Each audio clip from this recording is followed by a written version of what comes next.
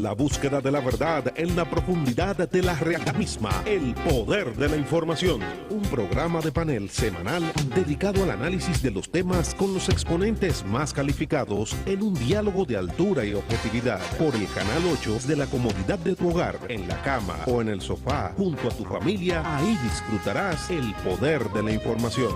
Cada domingo de 9 a 11 de la mañana por el Canal 8, el poder de la información. Buenos días, las gracias a Dios que nos da la vida, a ustedes que nos reservan el espacio y nos hacen el favor de su amable sintonía, domingo tras domingo, en la búsqueda de la verdad, en la profundidad de la realidad misma en tu señal de cable.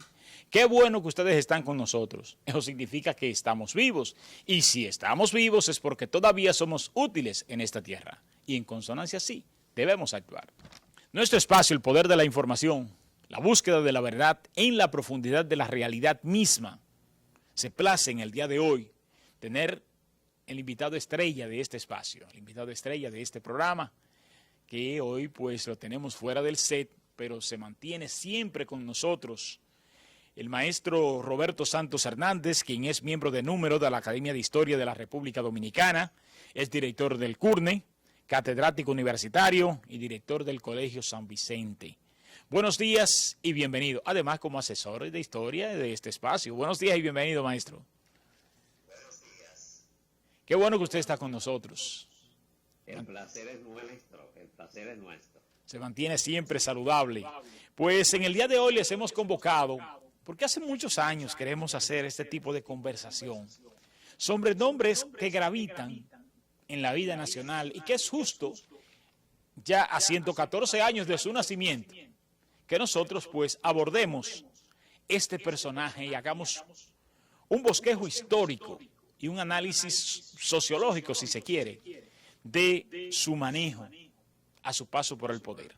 Estamos hablando del doctor Joaquín Balaguer Ricardo, que sé yo cuántas veces presidente de la República Dominicana. ¿Cómo aparece Balaguer en el escenario político de la República Dominicana? Bien, todos sabemos que fue dado a luz el 1 de septiembre del 1906. En el 1922, siendo un adolescente, Balaguer pasa por San Francisco de Macorís y viene donde ese gigante tetrarca que vivía aquí en esa época, Gabino Alfredo Morales Pagán, a mostrarle algún poemario, porque don Gabino tenía cultura de crítico literario. Posteriormente, ya para el 29, en el momento en que cae, en que entra en desbandada el gobierno de Horacio Vázquez, que había sido el primer gobierno constitucional desde el 24 después de la ocupación militar norteamericana, Balaguer se inviste como abogado y en 1930, en febrero, entra en una gigante crisis el gobierno de Horacio Vázquez. Conviene tener en cuenta que Horacio Vázquez tuvo muchas luces y muchas realizaciones importantes en sus gobiernos. Y San Francisco de Macorís obtuvo conquistas, como la primera escuela normal que se aperturó en su gobierno, carretera Macorís-Salcedo, el Hospital San Vicente, entre otras. Y en el gobierno de don Horacio se editaron más de 200 leyes para la refundación de la República. Pero don Horacio, sus críticos observan dos grandes ejecutorias de su gobierno. Un gran logro de don Horacio también fue el tratado dominico-haitiano que logró, que estaba pendiente desde que Haití reconoció la independencia dominicana en 1874. Estaba pendiente un tratado fronterizo y Horacio lo logró en 1929. Pero echó a rodar sus logros por obstinarse en tolerar a Trujillo como jefe del ejército, cuando todo el mundo le decía que estaba haciendo malversación de fondos. Él lo toleró en el ejército y al mismo tiempo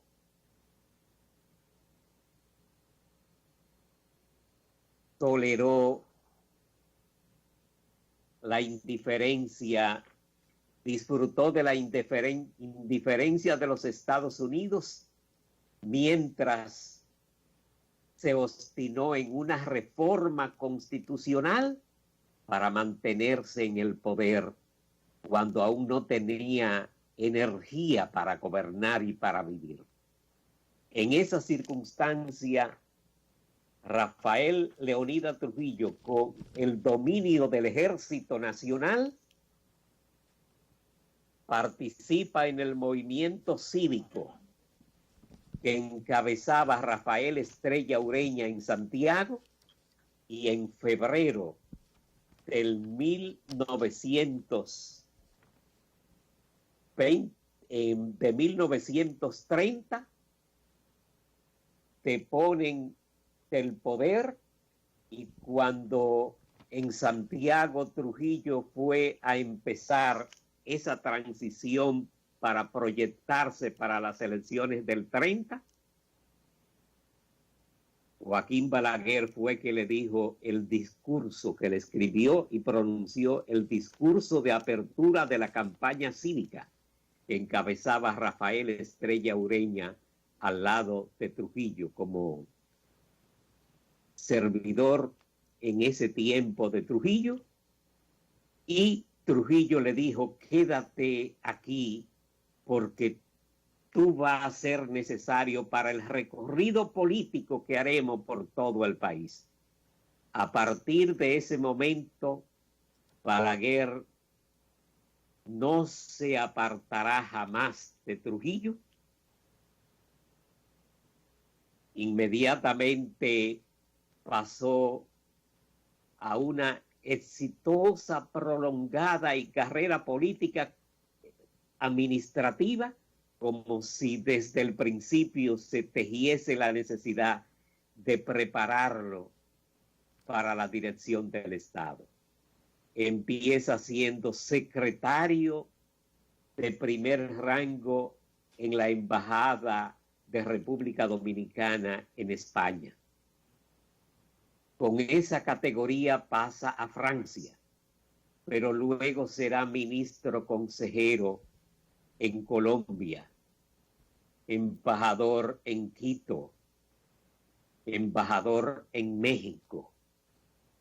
Mientras todo esto ocurre, ya se ha hecho su maestría, su posgrado, su especialidad en Derecho en la Sorbona de París. Continúa como subsecretario de Estado de Educación, luego ministro de Educación, pero luego secretario de Relaciones Exteriores. Como secretario de Relaciones Exteriores en el año 54, fue, junto con Rafael Bonelli, el artífice de lo que conocemos el concordato entre el Estado Dominicano y la Santa Sede con la dirección de Pío XII. Y el concordato dominicano, señalan algunos críticos, fue el que más concesiones le dio al Estado desde el Papa y la Iglesia, junto con el concordato que se había firmado para España con Francisco Franco, y aquí, luego de reconocer las grandes bondades de Rafael Leónidas Trujillo Molina. Todo parece indicar que en la política moderna, Wilson, y amables escuchas, antes la política era interna. Es más, el origen de la palabra política viene de Grecia y política era todo lo relacionado con la dirección de la polis, que era la ciudad en Grecia. Luego pasó a ser lo interno, la gestión interna de una nación. Pero a partir del siglo XX, cuando acontecen las dos grandes guerras, la política estará presa entre las actitudes de las potencias y las relaciones exteriores de los estados son sine qua non para poder coherenciar las palpitaciones internas de la República. Todo parece indicar que con esa experiencia en relaciones exteriores, Balaguer pudo prepararse para terminar la era de Trujillo y perpetuarse 40 años después con vigencia en la política nacional. Antonio Avelino, el compañero académico Antonio Avelino, observa que cuando subió Trujillo, los intelectuales, muchos de los cuales sirvieron a él, entendían que ellos no iban a aventurar su prestigio de intelectuales para actuar con mano dura como muchos de ellos creían que debía actuarse. Y por eso necesitaban a un necio, a un bandido, a un vagabundo, para que hiciese ese trabajo. Lo buscaron en la fortaleza y luego le dieron tutorías y se conocen como los pedagogos de Trujillo, que van desde Joaquín Balaguer hasta Peña Valle, Jacinto Peinado, Roberto Despradel y otros tantos. Pero muchos de esos murieron el corazón lo mató de lo grave, por lo grave que lo trató Trujillo.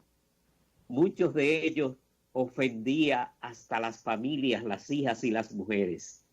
De Balaguer no podían abusar de su mujer porque él se buscó amantes en la baja escala social que no fuesen apetecidas por el dictador.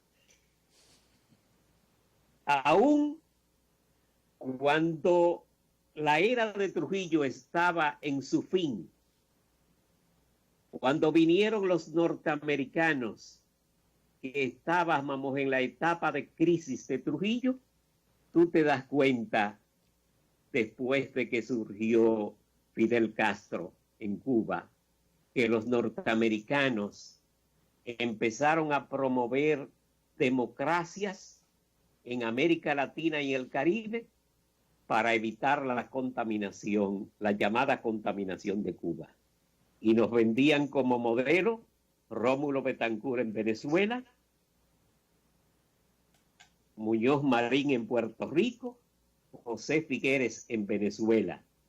Y que los norteamericanos, algunos grupos internos, antes de que triunfara Fidel, no solo le habían promovido a Trujillo que se saliese del país, que lo iban a recibir en Norteamérica, sino que también llegaron a soltar algunas armas para emboscadas a Trujillo. Pero cuando vieron el peligro del avance del 14 de junio aquí, y vieron el avance del internacionalismo de Fidel Castro por el Caribe y por América Latina, yo tengo la percepción, y esto es una hipótesis solo, una hipótesis, que puede ser trabajada más luego. De que los norteamericanos no se envolvieron directamente con los grupos que mataron a Trujillo, solo que lo dejaron actuar, porque ya tenían el sustituto de Trujillo en el palacio, que era el presidente Balaguer. Y posiblemente fue por eso que cuando mataron a Trujillo, Pupo Román debió llevar a Bienvenido Trujillo a Sanssouci, a una reunión para ser apresado allí y completar el tiranicidio con un golpe de Estado, pero como estaba el zorro de Balaguer allí, impidió que Bienvenido Trujillo y ellos fuesen a la base de Sanssouci y le pidió que era en el palacio donde tenían que hacer esa reunión, donde fueron todos hechos presos. A tu orden para seguir adelante. Cuando el profesor está hablando, uno aprende, escucha. Ciertamente, ese manejo de Balaguer en la era de Trujillo, podemos decir que Balaguer pasó por el lodo sin enlodarse. De la tiranía, de los crímenes, de la tiranía, de las actividades de la tiranía. Yo pienso que estuvo bien enlodado, aunque no tanto como el jefe, aunque no tanto como Trujillo, porque permíteme decirte que soy seguidor de José Ingenieros, autor que tú has leído, y que en las fuerzas morales señala: la mayor de las cobardías consiste en callar la verdad para recoger las ventajas que ofrecen la complicidad con la mentira y el crimen. Entonces Balaguer cayó, si tuvo ética la eliminó para recoger las migajas materiales que caían del régimen. Y eso es un antivalor. Eso podrá dar resultado en política, de la política oportunista y doméstica de nosotros, pero no es ético. En otro orden, aunque se enlodó en eso, una vez hablamos de las hermanas Mirabal, ¿verdad? Y yo tuve el privilegio de interactuar con uno de estos exmilitares, uno de los cuales primero trabajó en el Palacio en era de Trujillo y luego trabajó como ayudante de Pérez Bello, como encargado de los hombres de seguridad de Joaquín Balaguer. Y ese personaje que desciende de esta zona de acá del nordeste y que vive retirado en su longevidad en Miami, me decía en una cena: ¿sabes tú que a mí, a ese sujeto que fue esposo de Laíta Balaguer, pero que cuando ascendió no dejó de beber licores junto con la baja oficialidad en las belloneras de los Minas o de la calle Real de Villa Duarte? Pero Balaguer le tenía sus observadores al lado y cuando él compartió con esa baja oficialidad la idea de que él salía a Suiza a llevar fundas de dólares que no eran de la ITA, ¿me entiendes? Balaguer lo divorció y lo mandó a la cárcel, la ITA lo recuperó, le puso una bodega en New York y lo dejó en el exilio. Luego, cuando ella quería verlo, salía rumbo a Panamá y se iba a New York a ver su hombre. Ese sujeto me decía, esto no es una verdad histórica, pero es una revelación que puede ser mejor estudiado, que cuando Trujillo, en ese momento crítico del 60, ordenó la muerte de las hermanas Mirabal, Joaquín Balaguer, Pina Acevedo y Álvarez Pina, que era ministro de Interior y Policía, conversaron entre ellos y tuvieron la confianza de elevarle una súplica al jefe.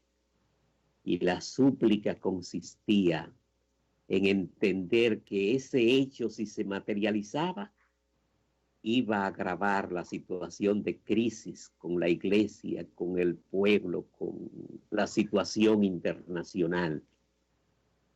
Y que Trujillo les respondería: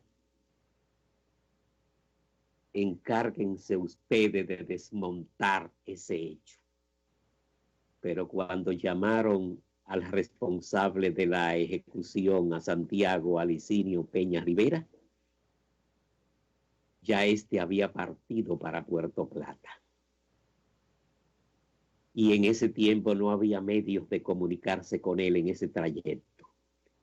Pero entonces llamaron al gobernador de Puerto Plata. ¿Y sabes tú quién era el gobernador de Puerto Plata?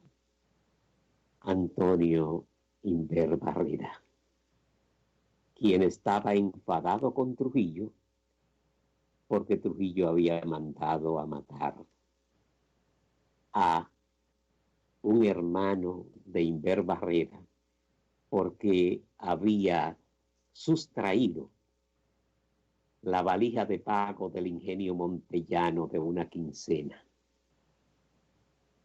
Aún fuese por ladrón que lo mataran, pero su hermano se encontró con Alicinio en el trayecto y lo que le dijo fue: denle pa'lante. Y después que sucedió el hecho, el héroe nacional entendió que su vida estaba en peligro.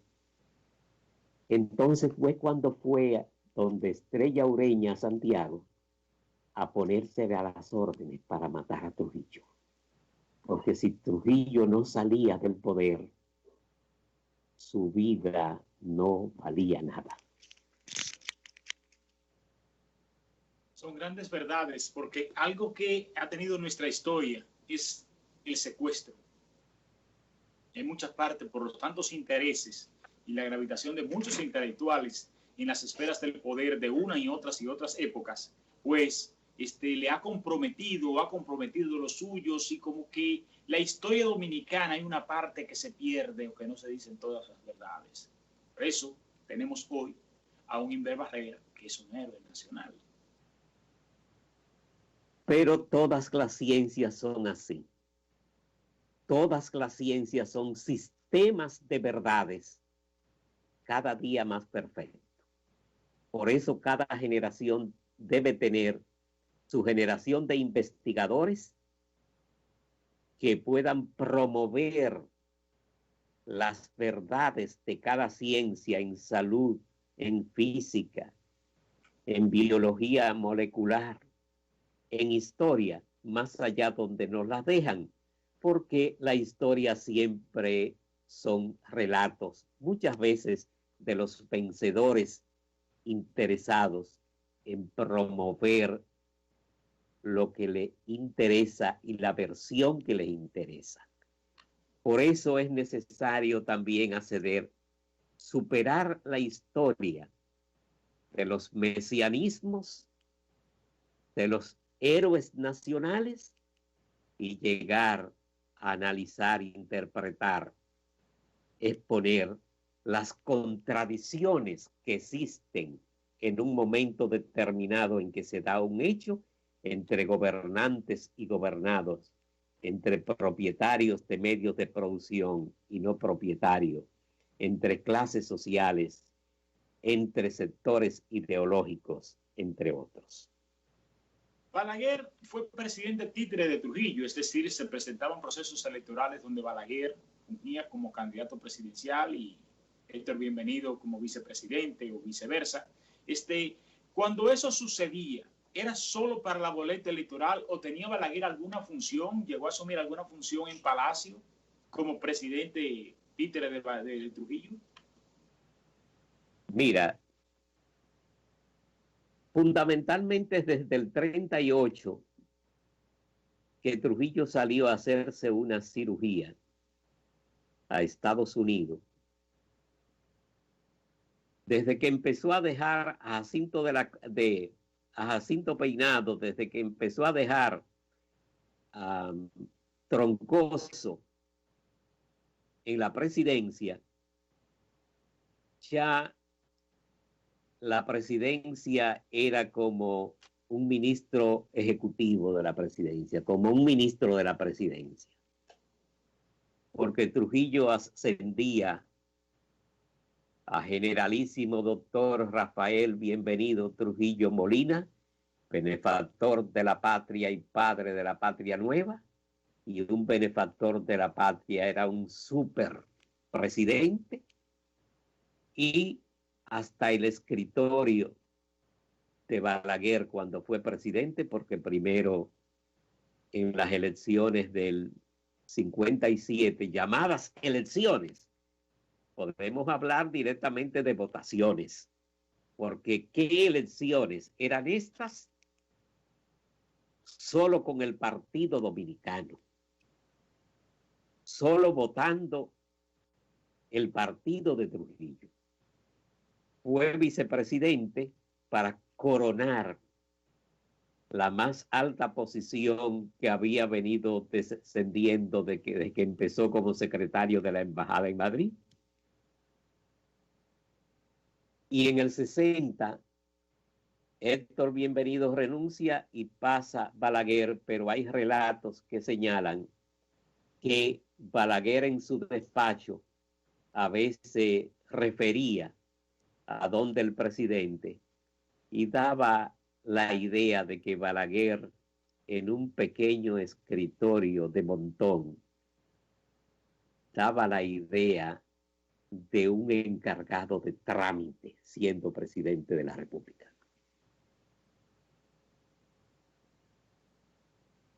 Llega la muerte de Trujillo. ¿Cuál fue el rol que jugó Balaguer en ese proceso post-muerte? El introito ya tú lo tienes, ¿verdad? Cuando te digo que tuvimos la percepción de que los yanquis lo tenían preparado por el peligro de la expansión de la revolución cubana en el Caribe, los tenían preparado para sustituir a Trujillo. Pero ya tú sabes la complicidad de los norteamericanos cuando muere Trujillo y Ramfis está con Porfirio Rubirosa en París.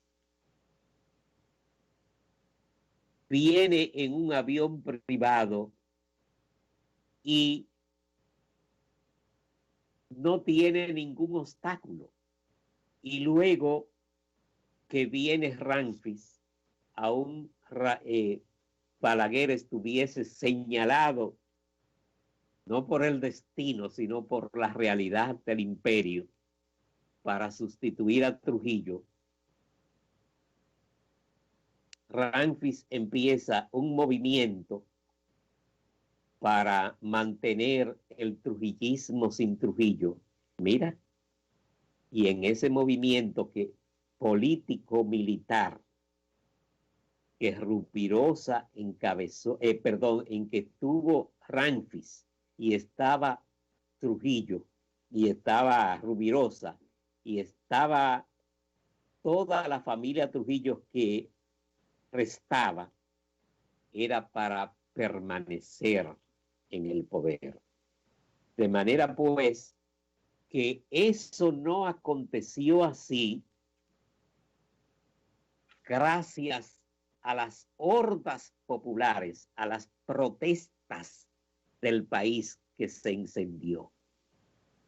En ese momento, la OEA tenía sanciones sobre la República Dominicana, por lo tanto, Estados Unidos había roto sus relaciones porque Rómulo Betancourt se impuso en la Asamblea de San José de agosto del 60.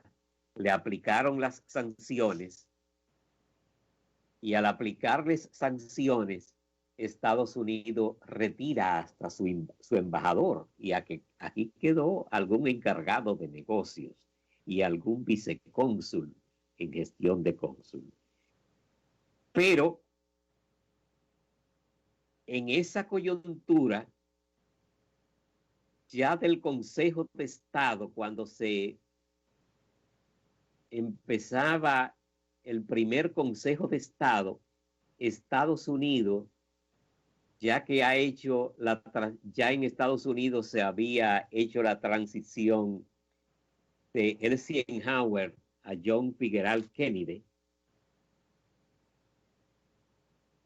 el nuevo presidente norteamericano envía a un embajador, no con el rango definido de embajador, sino para explorar, para que informe todas las palpitaciones de la vida política que existen aquí. Y ese embajador, ¿tú recuerdas quién fue? John Martin, quien después escribió unas memorias en un libro de más de 700 páginas. Y yo pienso que él fue en gran medida que facilitó inclusive el triunfo de Juan Bosch, porque él tuvo que cortejar, después que pasó el primer Consejo de Estado y después que pasó el acto áspero de Rafael Rodríguez Echavarría, pero ese acto de Rafael Rodríguez Echavarría lo dirigían los norteamericanos.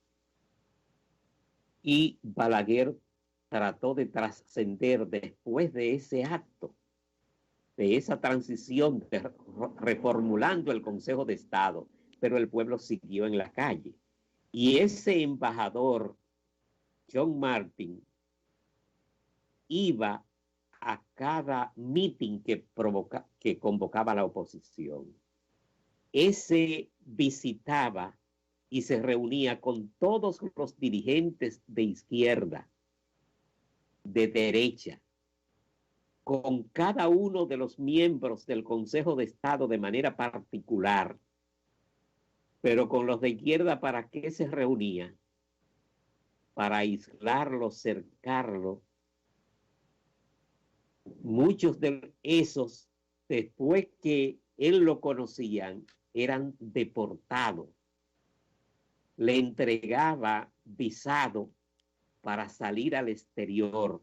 La entrega de visado para salir al exterior de los llamados castrocomunistas no empezó con Balaguer, empezó con ese embajador norteamericano y después lo siguió el Consejo de Estado, esa práctica para supuestamente evitar el peligro comunista, pero vino junto con un paquete que tenía que ver con la Alianza para el Progreso, tenía que ver con el cuerpo de paz, de mandar los muchachos norteamericanos por los campos con caras de ángeles, pero informando para la embajada. La embajada dominicana de ese tiempo tenía 700 miembros que rendían informe.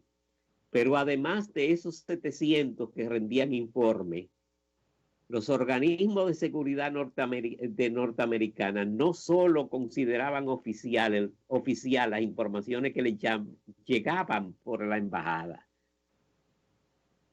Ellos tenían una serie de empresarios, desde los que administraban pausitas en Pedernales y otros tantos que les llaman filibusterismo político a esto, que informan a organismos paralelos a lo que informa la embajada. Y cuando se dio el golpe de Estado a Juan Bosch inclusive, la embajada parecía no tener complicidad en esto, sino que fueron esos otros órganos de poder que estaban en contacto con la CIA, que estaban en contacto con otros órganos que influían y determinaban y que tenían cercado al propio presidente de los Estados Unidos de Norteamérica. Cuando se iban a dar las elecciones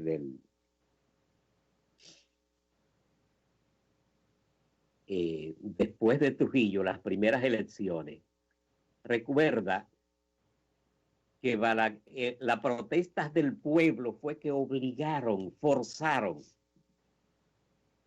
a que Balaguer tuviese que despedirse del país en marzo del 61.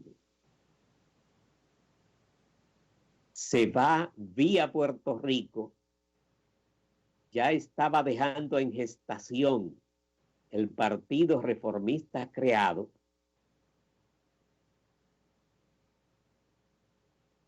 de enero a agosto del 62 se esperaba que hubiese elecciones, pero no hubo elecciones. Al embajador norteamericano se le hizo pesado el monitoreo, porque lo primero era que la ley que había vigente decía que los candidatos presidenciales tenían que ser hijos de dominicanos, y Juan Bosch no lo era.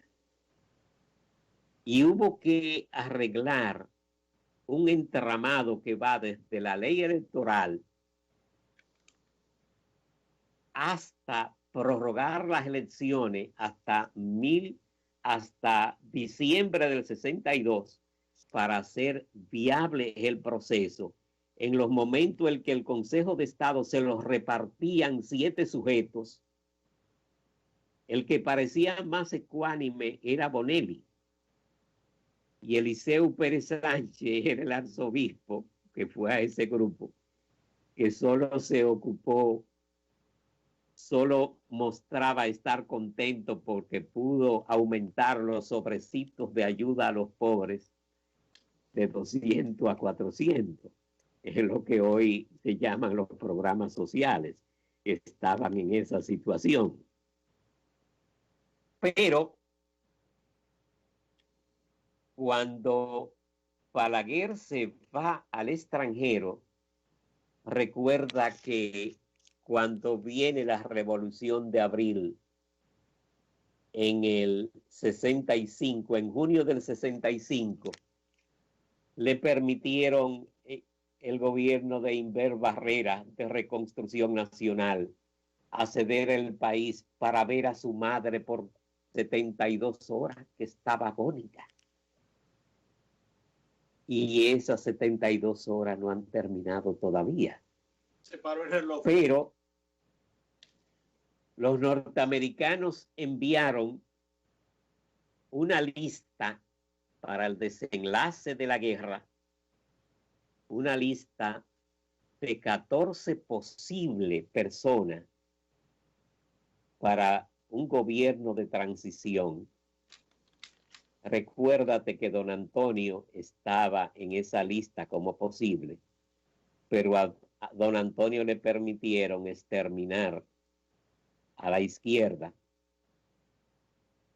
y don Antonio no lo aceptó. Y uno de esos tantos era García Godoy, y las negociaciones que dirigía Camaño Camaño la dirigió con tanta dignidad. Se reunió con la OEA y la embajada norteamericana y los representantes norteamericanos 33 veces, 33 sesiones. Oye, Camaño no votaba, porque Camaño decía que los militares no eran un cuerpo beligerante y que estaban llamados a obedecer al poder civil que estaba entre los políticos que le acompañaban. Pero mientras la izquierda apelaba no a la idea que estaba representada por el representante del 14 de junio y el representante del MPD que pasó a ser Juan B. Mejía, apelaba a la ONU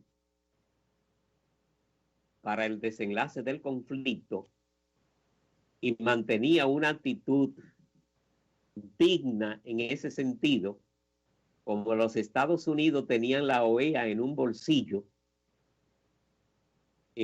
forzaron que se conociese en la OEA, pero al conocerse en la OEA, el PRD y los ocupantes entraban de acuerdo fuera de esas reuniones para ir amarrados. Y en un acuerdo de ese tipo fue que se impuso a Héctor García Godoy como desenlace y que luego Camaño tuvo que ceder el 3 de septiembre del 65 cuando dijo que estaría vigilante sobre las violaciones a los derechos humanos, porque permíteme decirte, tú sabes y el pueblo sabe, los amigos televidentes, el origen militar de Francisco Alberto Camaño de Yo. Pero permíteme decirte que la izquierda se ganó a Camaño en la guerra, porque Camaño vio en ello más sinceridad, más transparencia y más combatividad que otros. Ciertamente, vamos a pedirle un permisito para irnos a una pausa, para entonces ya luego entrar en esa fase cuando Balaguer asciende al poder en el 1966, para hacer un análisis a los 12 años de Balaguer y luego al periodo de los 10 años. Les damos los buenos días y la bienvenida al ex diputado al Congreso por la provincia de Duarte durante muchos años y una persona muy cercana al presidente Balaguer. Hablamos de Gille Fernández. Buenos días y bienvenido, amigo. Buenos días, Wilson. Buenos días a toda la gran teleaudiencia de este programa. Un placer, un honor estar aquí compartiendo con ustedes, compartiendo con don Roberto, a la disposición de ustedes, totalmente. Qué bueno que usted se incorpora en esta segunda hora porque vamos a entrar a una fase, la primera fase histórica de cómo llega Balaguer a la política, a gravitar en la política dominicana, que inclusive San Francisco de Macorís fue su tendón de Aquiles. Aquí fue donde él comenzó a hacer sus primeros pininos, como pudo evidenciar el maestro Roberto Santos, ese gran encuentro que sostuvo con ese crítico literario de San Francisco de Macorís. Y con el maestro vamos a analizar en esta primera parte de este tramo ascenso al poder de Joaquín Balaguer en el año 1966.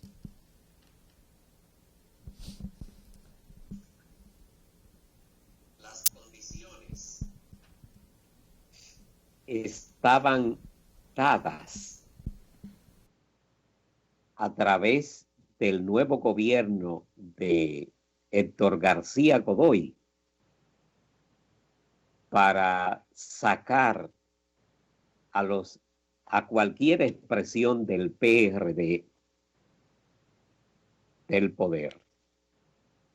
Conviene tener en cuenta que esas llamadas elecciones del 1966 acontecen con la presencia de los ocupantes norteamericanos aquí en el país, con la llamada Fuerza Interamericana de Paz en el país, que cuando las gentes del PRD antes habían intentado varios años antes empezar a proyectar al partido con el reconocimiento en la tumba al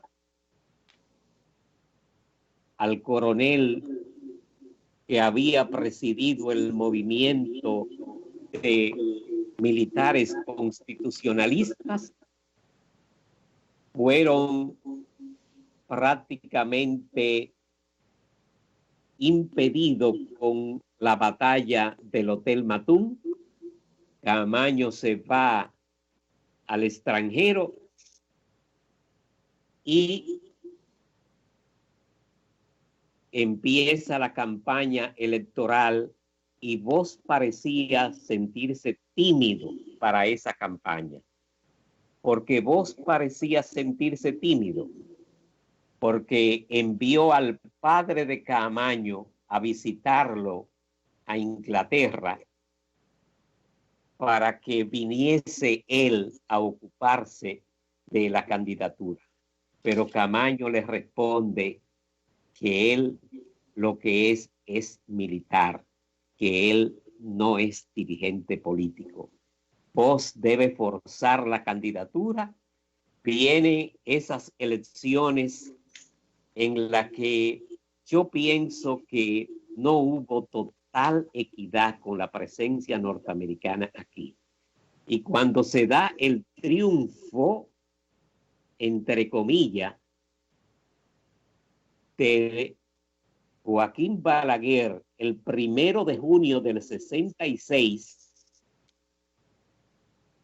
sostiene Angle Herman en su biografía de Caamaño que Joaquín Balaguer y Juan Bosch se reúnen en la noche del 8 de junio en casa de un amigo común y acuerdan un gobierno de unidad nacional.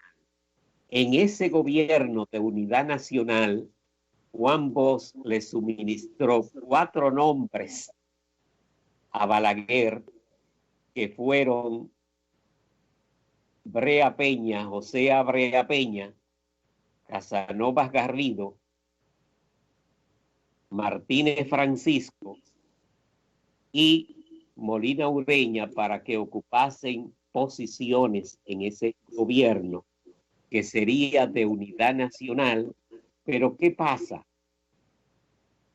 Bosch se ausenta del país 3 meses después, en octubre del 66, para escribir la tesis agraria, y se va a España y Madrid y permanece ausente del país 3 años y 5 meses. Cuando regresa en ese tiempo, Peña Gómez estaba muy cerca de los sectores de izquierda y tenía una praxis política que él entendió que era algo vanguardista, y lo mandó a especializarse a Francia, sacándolo del país.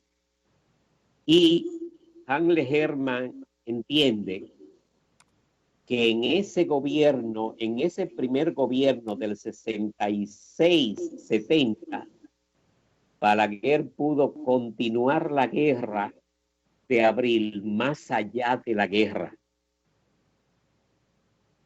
Pudo aplicar la exigencia de los norteamericanos de quitarle vitalidad a la izquierda a través de las persecuciones al 14 de junio y al MPD, que se fortaleció formando organizaciones, clubes, sindicatos, organizando cívicamente al pueblo, porque yo pienso que de esto fue en gran medida responsable el profesor Juan Bosch, que en lugar de hacer oposición digna aquí, pidiendo respeto a las libertades públicas, le dio licencia a Balaguer para hacer todo lo que se hizo, que no fue nada agradable. Y si él regresó 5 meses antes de las elecciones en el 70, ¿qué participación se podía esperar del PRD en las elecciones, más allá de la Jara, Burgo y de West y West? De manera pues que todo ese periodo que se dio con la anunciada austeridad, con las anunciadas políticas que en cada toma de posesión se renovaban, pero fue una continuación de la guerra más allá de la guerra. A partir del 75 vino una situación inédita, no solo porque empieza la industria de la tecnología y de la información a enseñar su rostro, sino también porque se caen los precios del azúcar, hay una crisis y hay un cambio gubernamental norteamericano, y las democracias en América Latina y en el mundo son, como dijo Stanley Moore, como una moneda de dos caras, que en un momento conviene la dictadura y en la otra conviene la democracia, y se hace uso de lo que convenga a cada circunstancia. Con la presencia de los demócratas, al final de ese periodo ya esa baraja estaba gastada, y para preservar la buena salud del sistema era necesario un cambio gubernamental que aconteció en el 78, pero ya tú ves que cuando Balaguer vuelve en el 86, que lo esperábamos con el mismo estilo, vuelve con un estilo renovado, vuelve teniendo capacidad para la escucha. Yo pienso que en ese periodo fue él que introdujo las llamadas visitas sorpresas, porque desde Limón del Yuna, Macorís hasta Dajabón, se hacían eventos donde se escuchaba al pueblo. Él estaba acompañado de sus ministros, tomaban nota y le daban seguimiento a las principales necesidades, y independientemente de esto, pienso que no hubo, de lo que la Balaguer no pudo superar, fue la transparencia en las elecciones. Tanto en el 90 como en el 94, como el tranque del 94, se dieron por falta de transparencia en las urnas. Todos sabemos que todos los que tenían un apellido y una identidad de un partido aparecían en otro municipio, en otro campo, o esas urnas llegaban en lugar de las 8 de la mañana a las 4 de la tarde, y que el ultranacionalismo, con el caso de el Cuco de Peña Gómez en el 94, también implicó otro elemento para azuzar la cultura dominicana. Balaguer fue un hispanófilo que siempre había esgrimido el catolicismo, lo español y también lo anti-haitiano, y eso dio su resultado para esa época y todavía lo da. Traemos aquí también a don Gillo Fernández, que es una figura que mantuvo una relación directa con el presidente Balaguer. ¿Cómo se inicia esa relación con el presidente Balaguer? Bueno, de nuevo mi respeto a ese monstruo que tenemos aquí en San Francisco, don Roberto Santos. Bien, por allá por la muerte del generalísimo, el asesinato, la desaparición de Trujillo, siendo apenas un niño de estamos hablando de 9, 10 años. Yo voy en un carrito Austin, que eran Cuente los Austin, hacia Cenoví, a visitar los tíos, los abuelos, y en las noticias del radio voy escuchando, Balaguer dispone rebaja de precio del arroz, el azúcar, la habichuela, espagueti, o sea, los artículos de primera necesidad de consumo, le baja los precios, le entrega carros a los choferes, los carros del Estado, los carros que habían recuperado la familia Trujillo. Y yo siendo un niño digo, bueno, ¿para qué este viejo hace eso? Se exilió, brincó la verja de la Nunciatura. Balaguer desaparece de la vida pública. Viene el 66. Mi casa son PRDistas. Mi papá fue fundador del PRD aquí en San Francisco de Macorís. Por allá, por principios del año 62. Se aparece Juan Bosch a mi casa con un trajecito de cuadrito, recuerdo perfectamente, y le dice a papá, me han dicho que usted es la persona que tiene el perfil de quien yo ando buscando para que se haga cargo del Partido Revolucionario Dominicano aquí en San Francisco de Macorís. Bueno, ahí comenzó la historia. Papá fue electo diputado en aquel entonces, y viene la campaña del año 66, después de pasar todo el problema de la revolución, el golpe de Estado de Juan Bosch, producido por los cívicos. Llega la campaña del 66, don Juan viene de Puerto Rico, se queda en su casa del 7,5 de la carretera Sánchez, no salió nunca de ahí, no hizo campaña.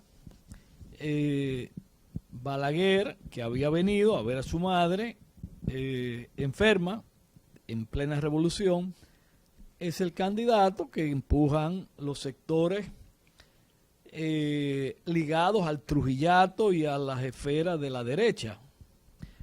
Tengo que decir, no sé si don Roberto lo dijo, Juan Bosch fue presidente en el año 62 en contra de Viriato Fiallo y los cívicos, los antitrujillistas.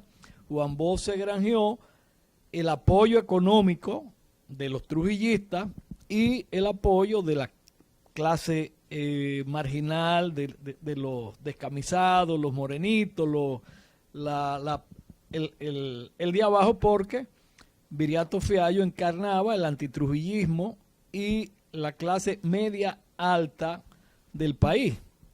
Juan Bosch manejó muy bien en ese entonces la clase, la división de clase que había aún no comenzado en el país. Bien, Balaguer gana las elecciones, pero gana las elecciones porque tenía gran apoyo económico, tenía el apoyo de los americanos, tenía los camiones, la Junta no manejaba bien el sistema, iba gente que votaba aquí, votaba, lo llevaban en camiones a votar a la mesa de la Guardia, lo llevaban en camioneta a votar en las mesas de Jaya o de La Joya. O sea, fueron unas elecciones muy pintadas. Balaguer hace en el año 68, 1 de diciembre, fruto del acuerdo de Benidorm, que es así como don Roberto lo enumera, el acuerdo que hubo entre Bosch y Balaguer. Eso se bautizó como el acuerdo de Benidorm. Ahí nombran a papá como ministro, secretario de Estado. Estuvo como secretario de Estado de Salud Pública y Previsión Social hasta agosto del año 70. En un periodo muy fértil de esa gestión, fue bautizado por don Rafael Herrera en ese entonces como el mejor ministro del gobierno. Bueno, seguimos dentro del régimen de los 12 años, se va Balaguer, ya don Roberto lo enumeró muy bien. Fue un periodo difícil, los 12 años. Era una prolongación de la guerra, donde los americanos, la CIA específicamente, se dio a la casa del grupo de izquierda que había secuestrado al coronel Crowley en la cancha de polo del Hotel Embajador. Eso dio pauta a un recrudecimiento de lo que fue la guerra después de la guerra. Bien, pero Balaguer se va en el 78, viene don Antonio, desmantela con el apoyo de los americanos, los portaaviones, los buques, desmantela el poderío militar que había quedado manejando Balaguer entre dos grupos para mantenerse en el poder. Balaguer era una bestia política. El poder primero el poder y después el poder. Pero se va Balaguer en el 78, regresa en el 86, ya yo desde el año 82 me había integrado a la actividad del Partido Reformista. Aspiré en el 86 a diputado, aún habiendo quedado en segundo lugar en la convención que se hizo, pero le cedieron la candidatura a don Yayo Rosario, que tenía más aval político que yo, que apenas era un muchacho en ese entonces. Seguí trabajando con el doctor Balaguer, estuve en la Regional de Agricultura, comencé a amarrar mi trabajo político. Cuando vino la primaria del año 90, pues tenía prácticamente un 75% de los delegados, ahí salí diputado hasta el año 2010. Tuve el honor de compartir de cerca con el doctor Balaguer, porque en 2 ocasiones fui vocero de la bancada reformista y tenía que despachar semanalmente con el expresidente Balaguer. Ya había dejado el poder por allá por el 99 y 2000. Y imagínate, una experiencia infinita, lo que uno aprendía ahí con Balaguer fue mucho. En ocasiones uno iba con la agenda de la semana del Congreso. ¿Qué usted cree de eso? Presidente, yo no creo. Yo vengo a buscar cuál es su orientación, cuál es su directriz. Bueno, pero ¿qué usted opina? Entonces ponía uno a hablar, a que uno desarrollara las opiniones, y ahí más o menos le decía, eso hay que agregarlo más, eso no procede. En una ocasión me manda a buscar Hipólito siendo presidente y mira, hay que modificar la ley de hidrocarburos. Balaguer no quería que le quitaran el subsidio al gas propano, que en ese entonces costaba 8 o 9 pesos el galón. Era libre de impuestos. Y eso lo hacía Balaguer para que se conservara la foresta, el medio ambiente, que fue una de las partes más importantes de la gestión de gobierno de Balaguer, la conservación del medio ambiente. Vamos a tocar eso más adelante. Igualmente vamos a tocar el asunto de la nacionalidad y el mayor error que tuvo Balaguer en relación a eso. Bueno, pues el presidente Hipólito dice que el gobierno no aguanta seguir con el subsidio del gas propano. Y bueno, la bancada oficialista tiene que hacerse responsable, tiene que hacerse cargo de eso. Nosotros, como eso fue una propuesta y una realización del gobierno del presidente Balaguer, nosotros no podemos estar en contra de eso. Bueno, Hipólito se sube, me invita a pelear. Éramos muy amigos desde años muy anteriores. Bueno, yo fui donde Balaguer y le dije, mire, el presidente Hipólito quiere quitar el subsidio a esto. Yo le dije tal cosa y lo que hizo fue que me invitó a pelear. Me dice, pero ustedes dicen que no son amiguísimos. Digo, sí, presidente, pero se puso coloradito el presidente Hipólito y se echó a reír. Después me manda otra vez el presidente Hipólito a buscar, yo siendo vocero, para que se le dé el 10% del presupuesto a los ayuntamientos. Presidente, el presidente Hipólito quiere esto. No, hay una ley con relación a que se le entregue el 10% a los ayuntamientos, pero será para hacer la acera de plata y los contenes de oro, que quieren tanto dinero. ¿Para qué quieren tanto dinero? Yo con eso haría. Eso no se puede. Hay que apoyar al presidente Hipólito para que eso no pase en el Congreso. Escúcheme, presidente. Es el presidente Hipólito que está upando esa ley. ¡Ah! ¿Qué vamos a hacer entonces? ¿Qué vamos a hacer? Bueno, al final de cuentas, Balaguer fue un seguidor de Hipólito en los años que tuvo, los primeros años que tuvo Hipólito gobernando, y decía que me dijo un día que se merecía que se le concediera la oportunidad de aspirar por un segundo mandato. Bien, las obras de Balaguer, las obras físicas, aquellas que fueron bautizadas como de cemento y varilla por la oposición, construyó grandes avenidas, construyó vivienda que se la daba a los pobres, hizo las grandes presas que hoy permiten al país mantener la sostenibilidad alimentaria del pueblo, fruto de los cultivos agrícolas que se manejan gracias a las obras de irrigación y de las presas que acumulan el agua para que el país pueda, a pesar de cualquier gran sequía, seguir manteniendo el cultivo de arroz, habichuela en San Juan, etcétera. Pero la conservación del medio ambiente, el hecho de Balaguer en el año 67 disponer el cierre de todos los aserraderos del país, constituyó el gran paso a dos variables. La conservación de la capa boscosa, ¿verdad?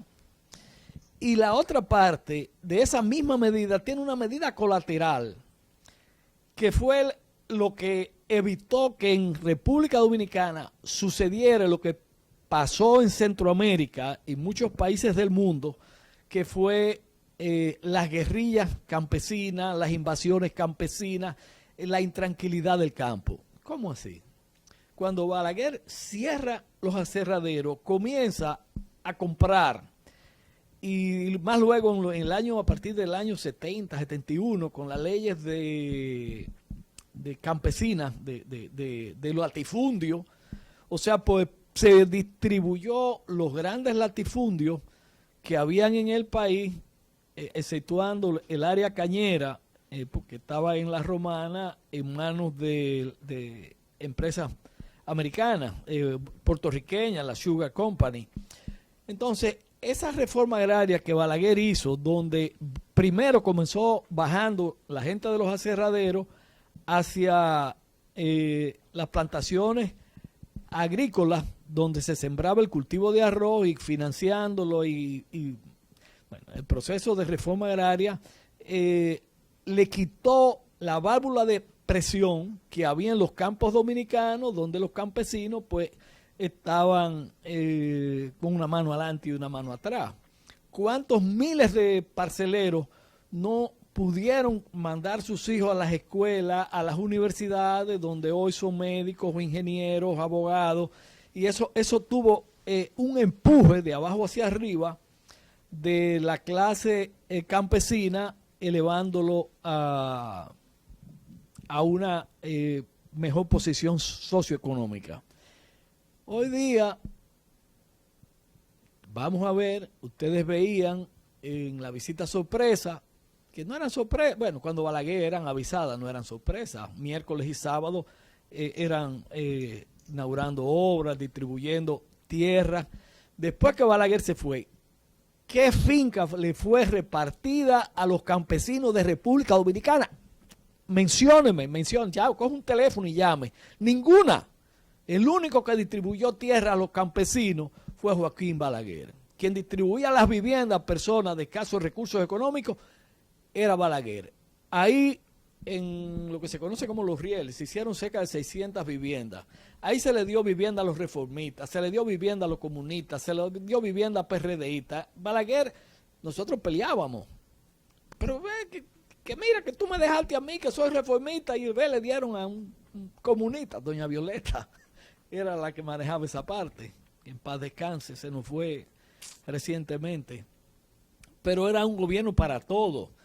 Cuando Balaguer entregaba un título a un parcelero, le entregaba con la mano izquierda el cartón del título provisional, le decía al parcelero, le daba la mano, le decía al parcelero, ni la venda ni la riende. Pero cuando Balaguer sentía, ya sin vista, en los últimos años, en el periodo de los 12 años, cuando sentía que las manos no eran manos de callosa, de gente de trabajo, tenía la ocurrencia y preguntaba, ¿y quién le consiguió esa parcela? El síndico que es marido o tiene mudado una hermana mía, una hija mía, algo así. Ahí mismito cogía y jalaba el cartón. Esas eran las cosas de Balaguer. Balaguer gobernó el país en los últimos 77 y 78, los últimos 2 años, de los 12 años, ciego. Cuando Balaguer vino aquí, por allá por el año 77, creo que fue verano del 77, a inaugurar el Palacio de la Policía, que recuerdo que estaba aquí el alcalde de Miami en ese entonces, de visita, y Balaguer lo invitó. Ya Balaguer estaba ciego, Balaguer no veía. Balaguer gobierna los últimos 10 años ciego. Y hace su gobierno que soñó de niño. O sea, las libertades públicas, Balaguer las pudo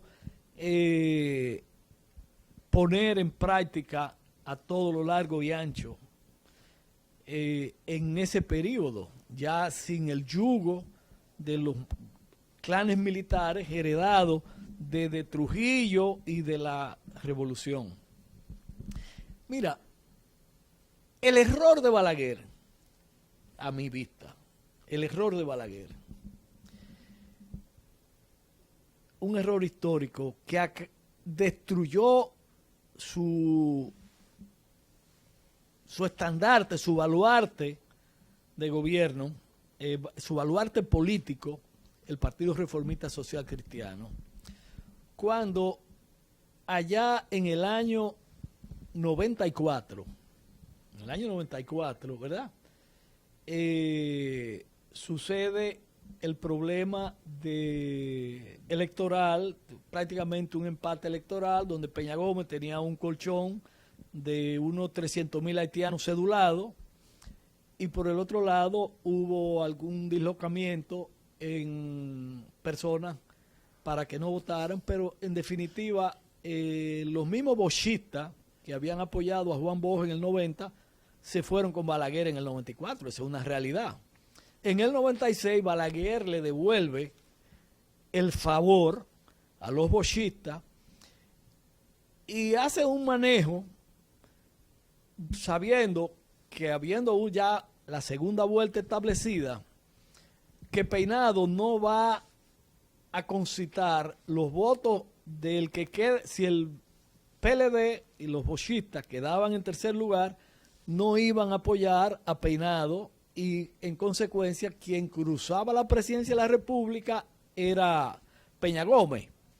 Ahí Balaguer le pasa los recursos económicos a Lionel y en la segunda vuelta ahí está el asunto de que las matemáticas no siguen siendo ciencia exacta, 2 más 2 son 4, y que el camino malo que había mencionado Juan Bosch estaba cerrado definitivamente. Ese es el error político de Joaquín Balaguer. ¿Por qué? Joaquín Balaguer apoya el PLD y apoya el PLD para que no vengan los haitianos con Peña Gómez por la presión de los americanos. Bueno, la historia es conocida por todos. Aquí estamos ya, tenemos 2 millones de haitianos. Y concluyo mencionando la encuesta Gallup que se hizo en el año 2013. Joaquín Balaguer es el presidente mejor valorado, un 33% entiende que Balaguer ha sido el mejor presidente del país, duplicando a Juan Bosch, que en ese entonces está en el gobierno, su partido, duplicando a Peña Gómez, quintuplicando a Antonio Guzmán y 10 veces multiplicado a los presidentes Leonel y Danilo Medina. Joaquín Balaguer es el dominicano más grande del siglo XIX. Y después de escuchar este bosquejo de don Gille Fernández, que fue una persona que estuvo en contacto directo con el doctor Joaquín Balaguer, ustedes saben que el tiempo en televisión es inexorable. Contratamos 2 horas de programa y son 2 horas, no hay 2 horas y 5. Nos quedan 10 minutos, 5 para cada uno. No nos gusta limitar el tiempo, ustedes saben nuestra visión democrática del manejo. Maestro Roberto Santos Hernández, ¿cómo debe ser recordado el doctor Joaquín Balaguer, Ricardo?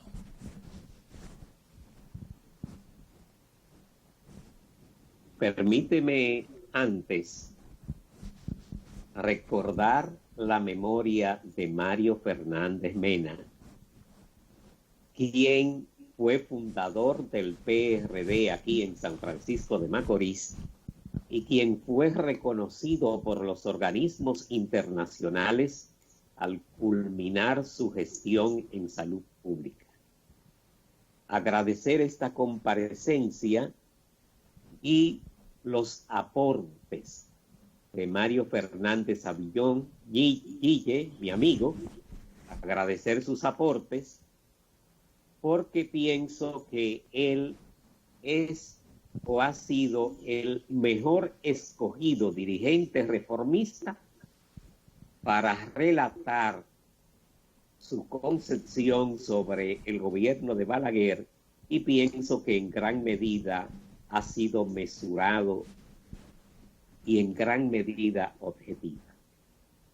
En otro orden, permíteme decirte que el Cibao Central, como antecedente en 1962, había sido un espacio de la Unión Cívica Nacional porque el obispo de La Vega había llamado a no votar por Juan Bosch, acusándolo de comunista en una pastoral, y todavía eso gravitaba en el 66.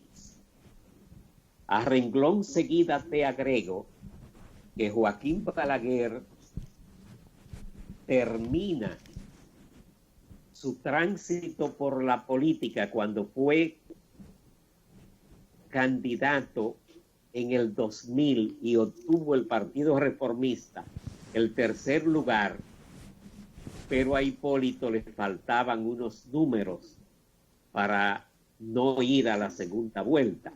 Entonces, si Balaguer subió a Leonel Fernández y al PLD en el 96, evitó una segunda vuelta en el 2000 y parece que intentaba, al cerrar su ciclo de vida en la política nacional, ser reconocido por todos y odiado de nadie.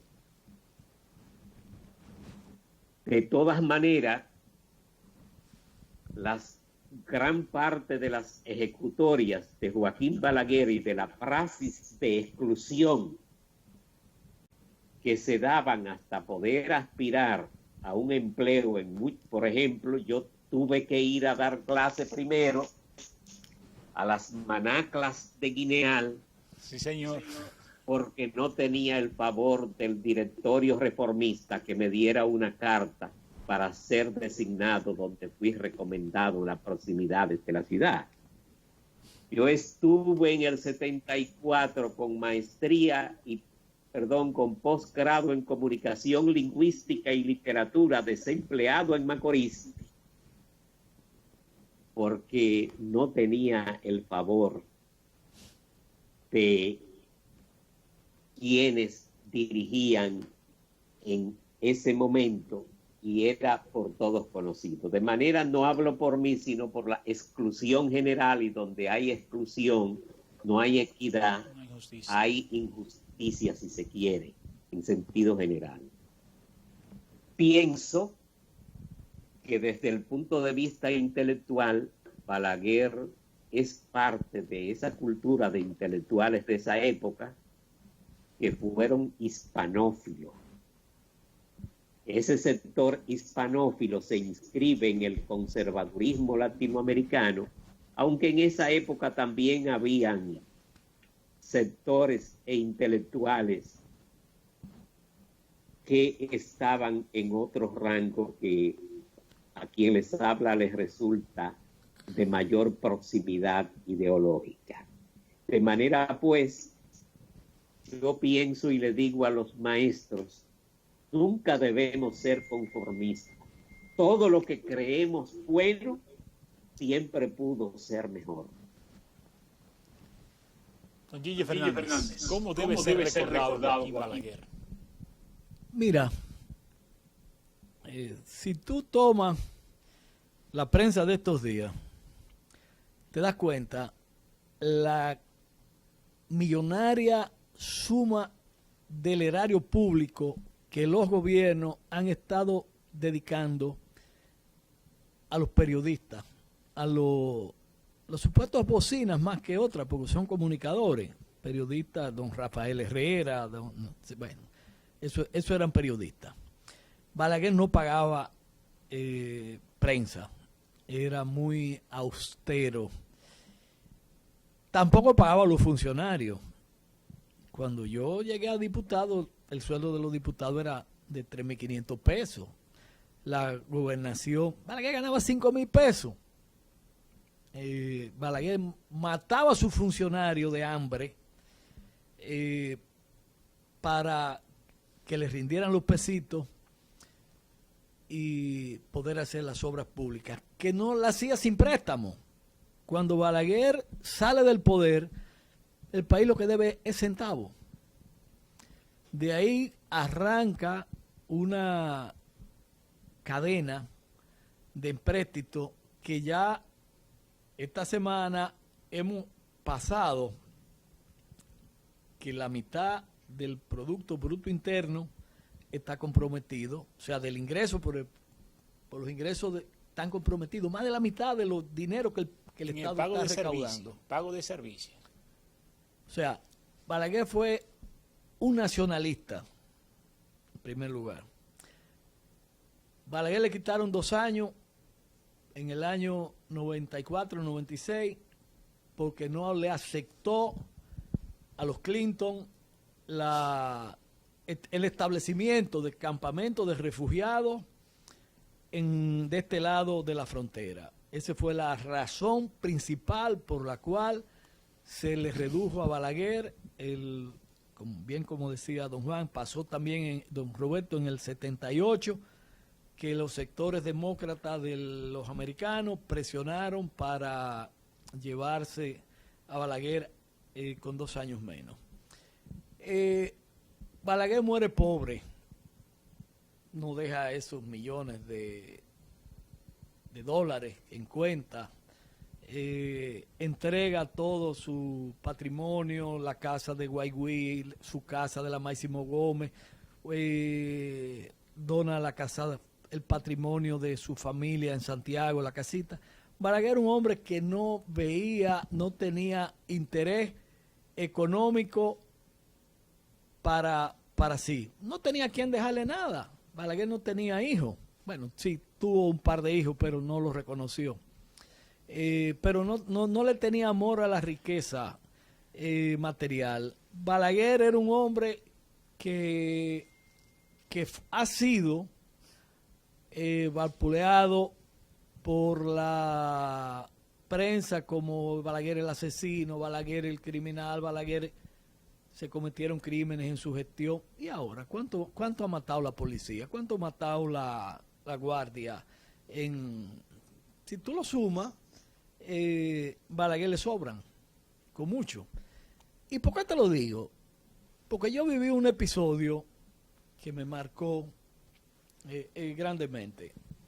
Mira, era el año 95 y aquí en Macorís hay una huelga y matan a un muchacho ahí en La Javiela. El muchacho lo llevan a Santiago a hacerle la prueba balística porque la policía decía que no era bala de policía, que no era un fusil, y le hicieron la balística, y cuando viene de allá para acá el cadáver, y el general que estaba aquí llega y lo manda derecho, se lo quita y lo entierra la policía el muchacho. El pueblo prendido.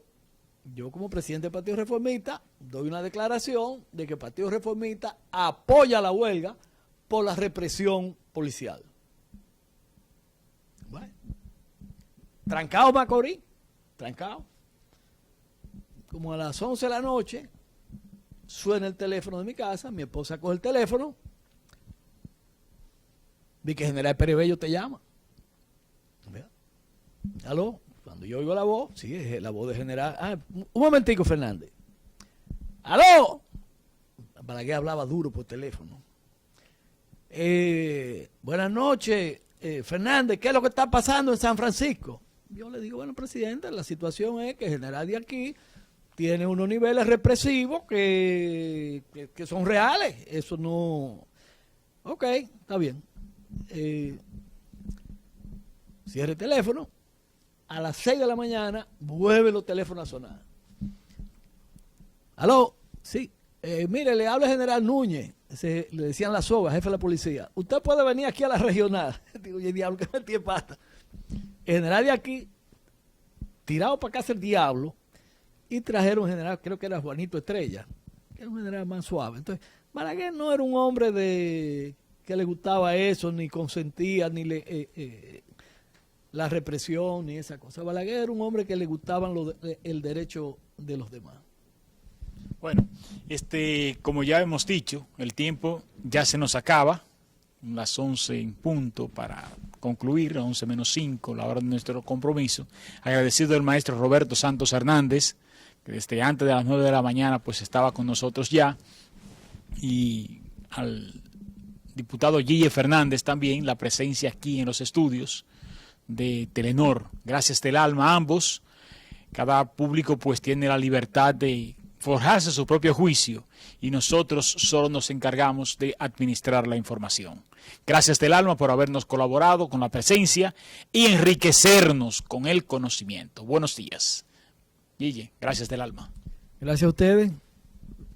Recuerden, amados televidentes, que mañana, si Dios quiere, le esperamos a las 9 de la noche por este mismo canal. Las cosas como son. Ya volveremos. Maestro, gracias. La búsqueda de la verdad en la profundidad de la realidad misma. El poder de la información. Un programa de panel semanal dedicado al análisis de los temas con los exponentes más calificados en un diálogo de altura y objetividad. Por el Canal 8 de la comodidad de tu hogar, en la cama o en el sofá, junto a tu familia, ahí disfrutarás el poder de la información. Cada domingo de 9 a 11 de la mañana por el Canal 8, el poder de la información.